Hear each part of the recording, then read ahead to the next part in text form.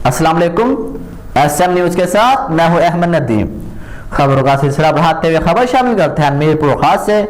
Malak centre में जमात इस्लामी हल्का खवातीन के तहत इस्तेहकाम खानदान व यकजहती कश्मीर कॉन्फ्रेंस मुनक्कद की गई। इसी हवाले से मज़ीद तफसीलात जानते हैं अपने नुमाइंदे मोहम्मद खुर्रम कादरी से। जी खुर्रम, आगाह कीजिएगा। जी, इस मौके पर अमीर जमाते इस्लामी मीरपुर खास हाजी नूर इलाही मुगल ने अपने ख्यालात का इजहार करते हुए कहा कि खित्ता कश्मीर दुनिया भर की बेहिसी पर खून के आंसू रो रहा है। कश्मीरी गुज़श्ता 70 सालों से अपने लाखों प्यारों की कुर्बानी देने के बावजूद आज तक आज़ादी जैसी बुनियादी हक से महरूम हैं, मगर आलमी ज़मीर सोया हुआ है।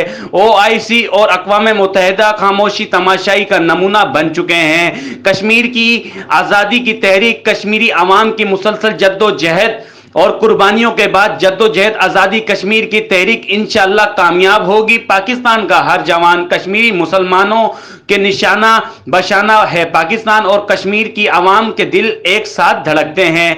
जबकि कॉन्फ्रेंस से खिताब करते हुए जमाते इस्लामी हल्का खवातीन की नाज़मा राजिया इस्लाहुद्दीन शेख ने खिताब करते हुए कहा कि औरत जो कि खानदान की मजबूती और इस्तेहकाम की बुनियाद है, आज मीडिया के जरिए औरत की इज्जत व हुर्मत को पामाल करके खानदानी निजाम का शहराजा बखेरा जा रहा है।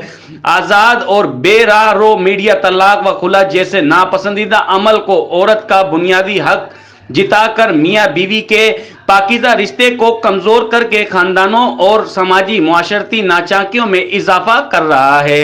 दूसरी जानिब मगरिब का बुनियादी हदफ मुसलमानों का मुआशरती और खानदानी निज़ाम है।